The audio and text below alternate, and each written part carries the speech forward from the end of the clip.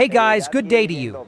Recently we reviewed the brand new Toyota Camry, which has become a little bit cheaper, and I showed you what they are offering for $28,000. To the ardent fans of Camry and in general of Japanese cars, before this review, I suggest you take a sedative, because now I will show you that Zeekr Lynk&Co in hybrid version is offered for $25,000 in the maximum configuration. Presenting for your attention their brand new sedan 07.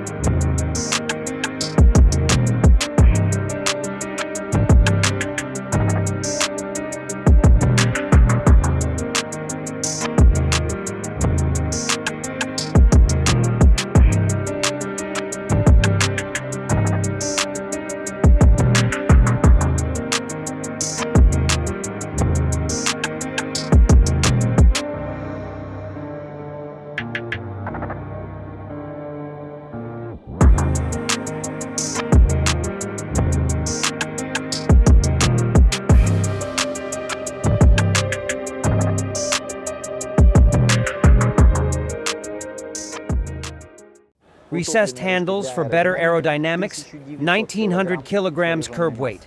One glass. Here is very pleasant to the touch soft plastic. Here is synthetic leather by Nappa technology, exactly the same as in Zeekr, very smooth the same. Here is plastic 23 Harman Kardon speakers. Now pay attention, front massage ventilation heating, back massage ventilation heating. Speakers are also installed in the headrests of the front seats. The headrest is made of genuine Nappa leather, and the backrest, I'm pointing my finger, is also covered in Nappa leather, with fake leather on the sides. Here too is Nappa, with fake leather on the sides. If desired, you can order a dark interior, and on the sides, it will have Alcantara, unlike the white one. So, for $25,000, we get the same suspension as Lynk&Co 08, McPherson in the front, and multi-lever in the rear.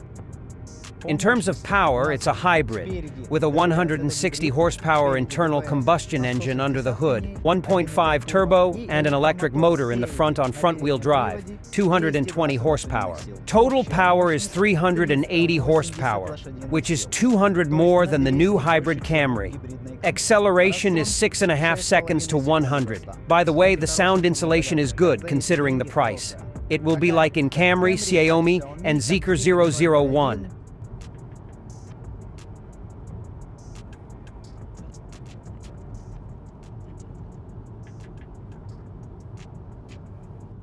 I want to show you the projector, but as you can see, it has some kind of acidic color, but sometimes it shows natural colors, like now.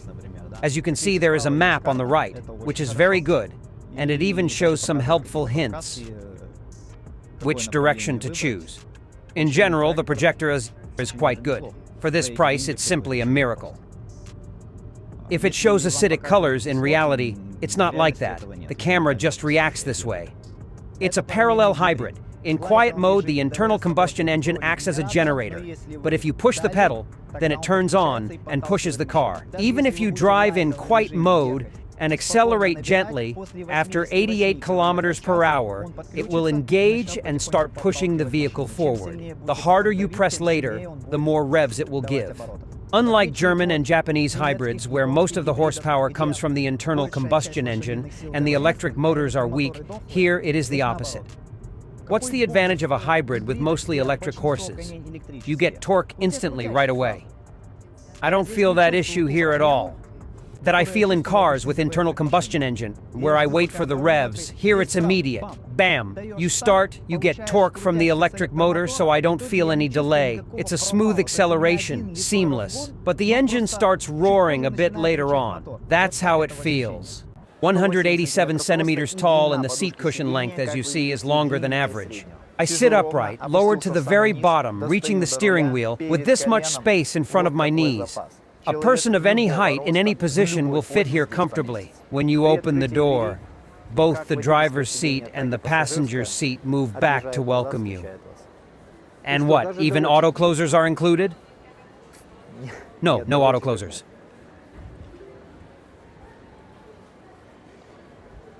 For the right side passenger, the same adjustments.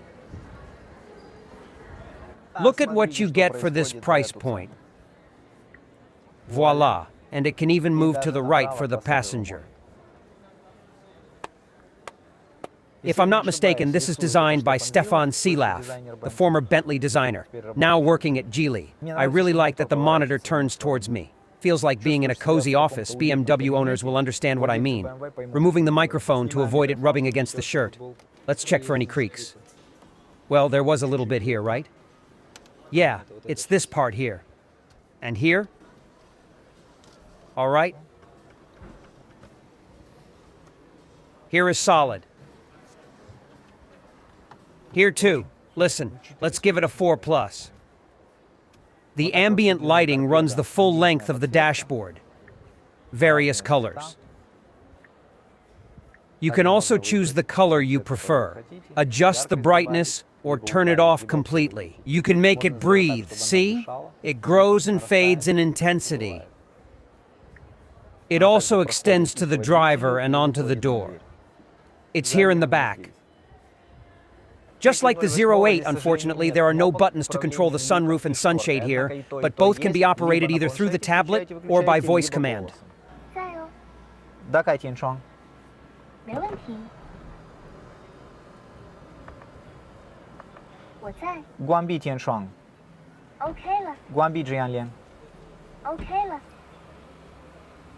Two spots for wireless phone charging. Here is Alcantara, 50 watts. Yes, on a magnet, just as needed, it moves really well. Two cup holders. Here on the sides is the same material as on the door panels. Faux leather using Nappa technology. And here is plastic, but look, it is white and matte. Well done. Thanks for the mechanical air. The glove box is covered in fabric. For the money, it's good. 15-inch screen, swipe from top to bottom, enter hotkey mode, use this button to rotate it around. Either towards you or the passenger. With a swipe, you know they are basically the same.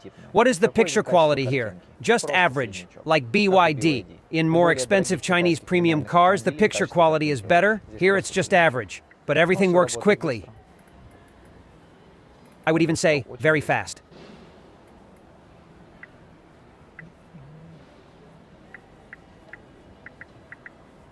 You can make it so that the map is always on the screen. Let's check it out right now. Yes, it works very quickly. 360. Well, the cameras are quite average, as usual. No one will give you better for this price. Let's take a look something. Listen, Chinese reality shows, they are just something extraordinary. Usually the dashboard is either as good as or better in picture quality than the main screen. But here, it's worse than on the main screen, like in Sherry and Geely. It's just eye-straining. This is how the leather steering wheel looks. Plastic inside. It has mechanical adjustment for height and reach. And for the buttons inside, thanks. All buttons work well. They press very well. Some details are orange in color in the white interior design, and they have laid this orange color under the console. It's fabric inside, not plastic. Here is a camera that you can close if you want. You exit the car with this button.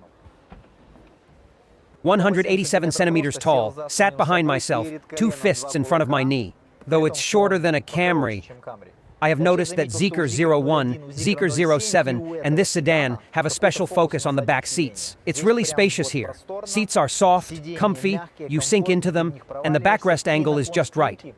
But it's not adjustable, yet it feels perfectly fine. I could travel far. Let's check out the armrest. Not this baby one like in the G-Wagon, it's just good. It's not very big, and there's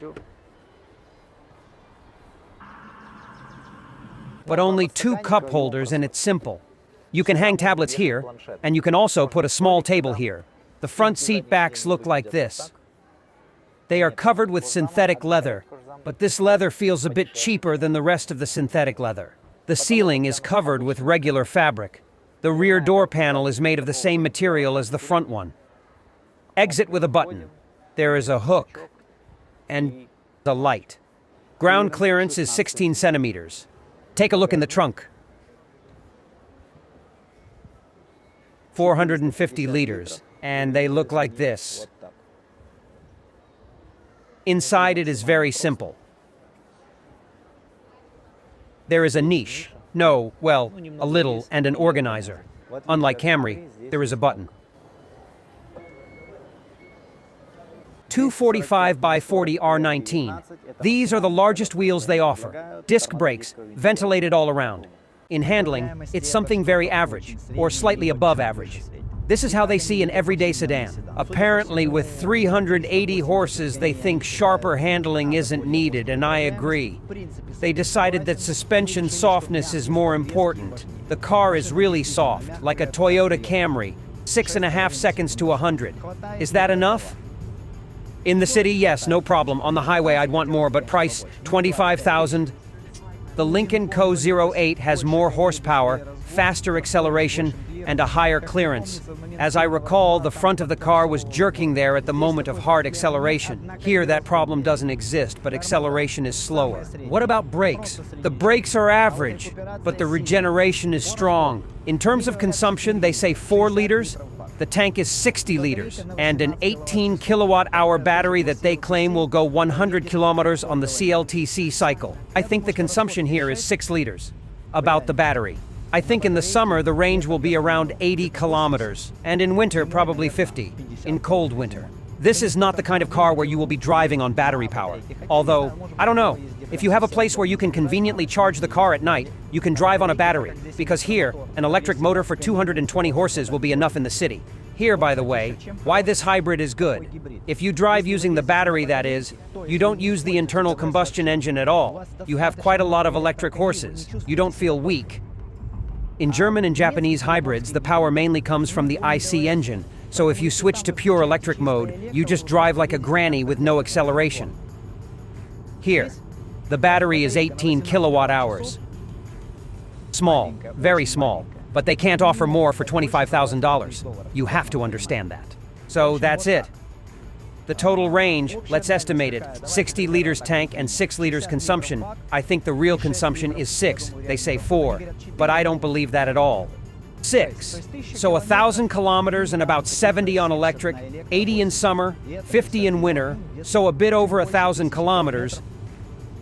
You can travel on one full tank with a charged battery easily.